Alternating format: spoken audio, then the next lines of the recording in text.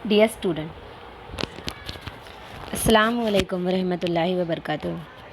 इससे पहले जो हमारा सेशन हुआ था उसमें हमने सेक्शन डी के 16 क्वेश्चन और उसके आंसर देखे थे।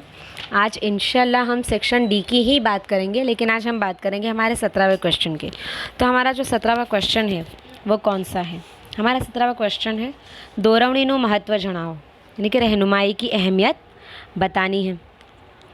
सबसे पहले हमें एक बात ध्यान रखनी होगी कि कारोबारी इकाई में मुलाजिमों की जो काम करने की क़ुव्वत का आधार है, जो बेस्ट है, वो क्या है? रहनुमाई है। क्यों? क्योंकि आप जितनी अच्छी मुलाजिमों की रहनुमाई करोगे वो उतनी ज़्यादा अच्छे से काम करेंगे। तो फिर जाहिर सी बात है कि हम उनकी जो रहनुमाई कर रहे हैं या उनकी रहनुमाई करने के लिए हम जिसको रख रहे हैं वो डायरेक्टली और इनडायरेक्टली उनकी काम करने की क़ुव्वत के ऊपर असरात पैदा करेगा। मुलाजिमों की हौसला अफजाई करना, उनके कामों के ऊपर ध्यान रखना, वक्त पड़ने पर उन्हें ज़रूर रहनुमाई देना, उनकी रहनुमाई करना, इससे क्या होगा? इससे हमने इकाई के जो मकासद तय किए हैं हम उसको आसानी से हासिल कर सकेंगे। अच्छा, अब ये तो हमने बेसिक इन्फॉर्मेशन देखी कि रहनुमाई किसको कहते हैं, ये रहनुमाई का काम क्या है। अब हमको हमारा जो क्वेश्चन है वो देखना है, दोरवणीનું महत्व जणाओ। हमारे छठे सबक का one of the most time question जिसका जवाब हम देख रहे हैं। अब दोरवणीનું महत्व ये पॉइंट वाइज जवाब है। इसमें टोटल पॉइंट कितने हैं? सबसे पहला पॉइंट है काम करने की क़ुव्वत में इजाफ़ा। दूसरा पॉइंट है काम करने की क़ुव्वत की जांच। तीसरा पॉइंट है मुलाजिमों की हौसला अफजाई। चौथा पॉइंट है अच्छी मनसूबाबंदी। पाँचवा पॉइंट है अच्छा इंतज़ामी ढांचा। छठा पॉइंट है सबका साथ।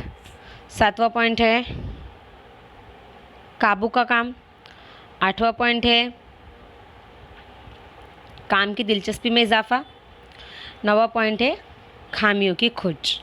अच्छा, अब आप लोग बोलोगे कि टीचर ये 3 मार्क्स में अगर आया, 5 मार्क्स में आया तो ठीक है टीचर, हम 9 लिख देंगे, लेकिन 3 मार्क्स में आया तो 3 मार्क्स में आया तो हमें क्या करना है? जो पॉइंट अभी मैंने आपको बयान किए, आपको वो 9 पॉइंट के पहले नाम लिख देने हैं और फिर किसी भी 4 पॉइंट को समझा देना है, बराबर। 3 मार्क्स में अगर आता है तो अगर आप सिर्फ 3 पॉइंट भी समझाओगे तो भी चलेगा, लेकिन अगर 5 मार्क्स में आता है तो फिर आप ये जो मैंने अभी आपको पहले बेसिक इन्फॉर्मेशन दी, पहले आपको वो लिखनी होगी रहनुमाई के मुतालिक, एंड फिर उसके बाद आप कोई भी 4 या 5 टॉपिक को समझा देना। अब हमने जो टॉपिक देखे 9 जिनके नाम देखे उनको अब हम तफसील से देखेंगे। सबसे पहला है काम करने की क़ुव्वत में इजाफ़ा।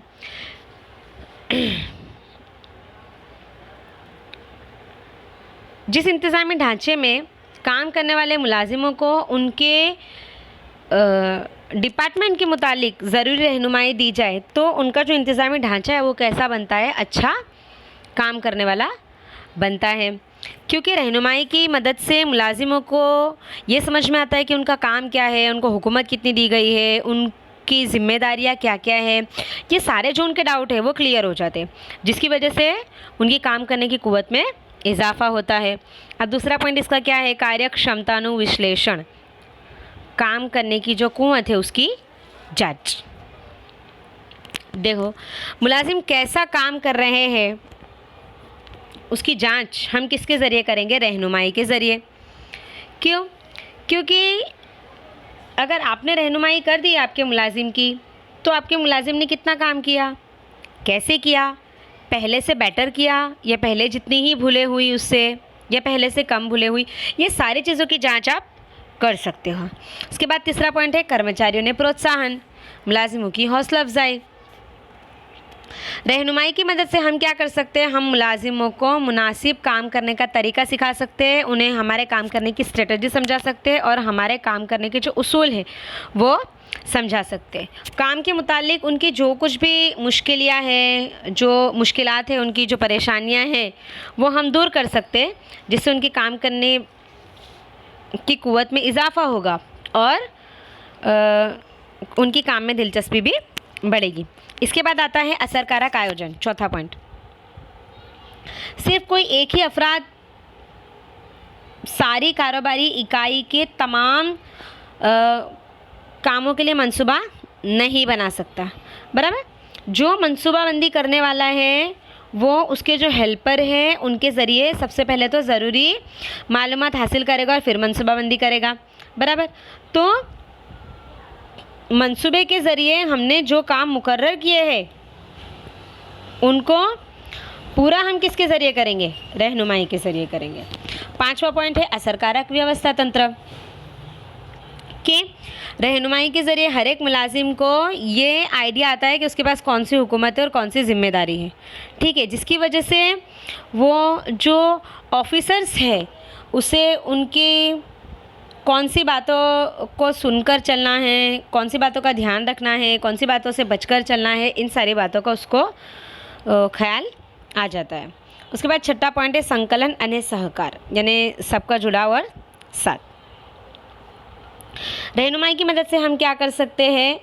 हमारे मुलाजिम ने जो काम किए हैं उन सबको जोड़ सकते हैं, क्योंकि हम किसी एक इंसान को मोटिवेट करेंगे कब? जब बात सिर्फ हमारी इकाई की होगी, लेकिन अभी बात मार्केट की हो रही है, बराबर। तो हमें क्या करना होगा? हमें ये करना होगा कि हमारी कारोबारी इकाई के जितने भी मुलाजिम हैं उन सबके कामों को आपस में एक दूसरे के साथ जोड़ना होगा, क्योंकि कभी भी इकाई, खास करके कारोबारी इकाई, किसी एक ही अफराद की वजह से कभी कामयाबी हासिल नहीं कर सकती। किसी भी कारोबारी इकाई को अच्छा बनाने के पीछे, उसको सक्सेसफुल बनाने के पीछे कारोबारी इकाई में काम करने वाले हर एक अफराद का हाथ होता है। 7वां है हमारा पॉइंट अंकुशनु कार्य, काबू का काम। रहनुमाई की मदद से क्या होता है? जो मुलाजिम है इनके काम में आने वाली जो भूल और कमियां हैं इसमें कमी होगी। क्यों कमी होगी? क्योंकि उन्हें जो कन्फ्यूज़न था वो उन्होंने क्लियर कर लिया है। 8वां पॉइंट है कार्य जुस्सामा वधारो। देखो, जब हमें किसी चीज़ में समझ नहीं पड़ती है ना, तो उसको करने का हमको बिल्कुल अच्छा नहीं लगता है, हमको दिलचस्पी नहीं आती है उसमें, है ना।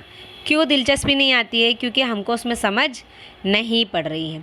अब मान लो कि अगर आपको किसी सब्जेक्ट में समझ नहीं पड़ रही है, किसी टॉपिक में समझ नहीं पड़ रही है, आप किसी सब्जेक्ट टीचर के पास गए, आपने उनको पूछा, उन्होंने आपको वो क्वेश्चन बहुत अच्छे से समझा दिया, तो अब क्या होगा? आपकी उस सब्जेक्ट में दिलचस्पी बढ़ेगी और अब आप उस सब्जेक्ट को ज़्यादा इंटरेस्ट से पढ़ने लगोगे। ऐसा ही कारोबारी इकाई में होता है कि अगर आपको किसी काम में समझ नहीं पड़ रही है, आप आपके आला ऑफिसर के पास गए या जो रहनुमाई करने वाला है उस ऑफिसर के पास गए और उस ऑफिसर ने आपकी रहनुमाई कर दिया, आपको समझा दिया, उससे आपकी जो काम करने की दिलचस्पी है कारोबारी इकाई में उसमें इजाफा खुद ब खुद हो जाएगा।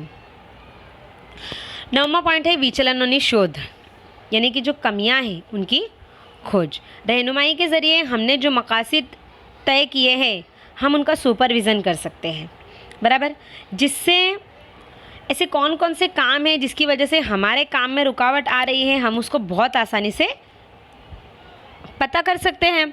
और जब हमने पता कर लिया तो फिर हम ज़रूरी कदम उठाकर इन सारी परेशानियों को हमारी कारोबारी इकाई से दूर कर सकते हैं।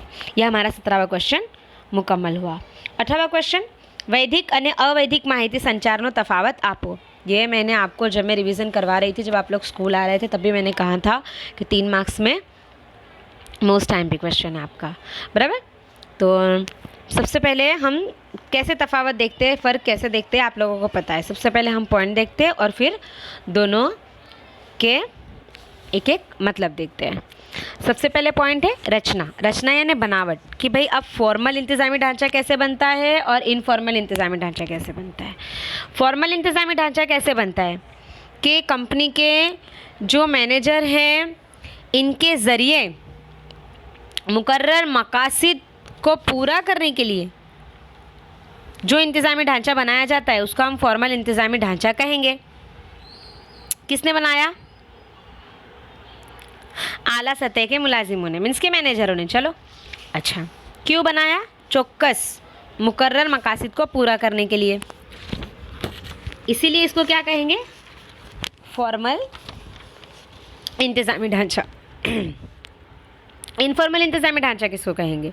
कि मुलाजिमों के जो आपसी समाजी ताल्लुकात हैं इसकी वजह से जो इंतज़ामी ढांचा खुद ब खुद बनता है उसको हम इनफॉर्मल इंतज़ामी ढांचा कहेंगे। अब फॉर्मल इंतज़ामी ढांचे का मकासद क्या है कि इकाई के जो मुकर्रर मकासद है उनको पूरा करना। इनफॉर्मल इंतज़ामी ढांचे का मकसद क्या है कि जो मुलाजिम हैं इनकी समाजी और तहजीबी जो ज़रूरतें हैं इनको पूरा करना। सभ्य पद तीसरा पॉइंट है, यानी मेंबरान का ओहदा। मैनेजर्स के ज़रिए हुकूमत मुकर्रर की जाएगी, किसमें? फॉर्मल इंतज़ामी ढांचे में, जबकि इनफॉर्मल इंतज़ामी ढांचे में जूथों द्वारा, मीन्स कि गिरोह के ज़रिए, क्योंकि ये समाजी भी हो सकता है ना, इसके लिए। इसके बाद सत्ता यानी हुकूमत।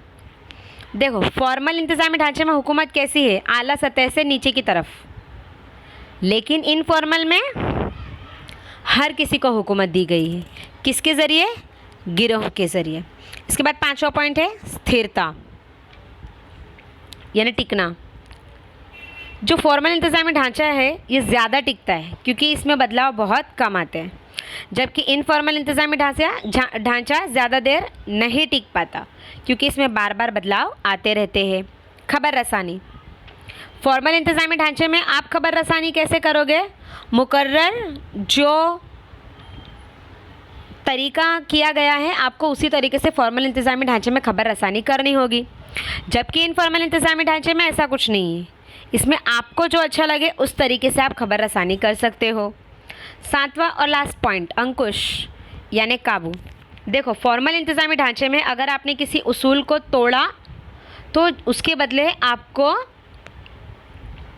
शिक्षा या सज़ा मिलेगी, जबकि इनफॉर्मल इंतज़ामी ढांचे में ऐसा कुछ नहीं है जिसकी वजह से इसमें डिसिप्लिन देखने को नहीं मिलता। तो आज हमने हमारा 17वां और 18वां क्वेश्चन देखा सेक्शन डी का। इंशाल्लाह हम हमारे आने वाले सेशन में इसके बाद के क्वेश्चन देखेंगे। अल्लाह हाफिज़।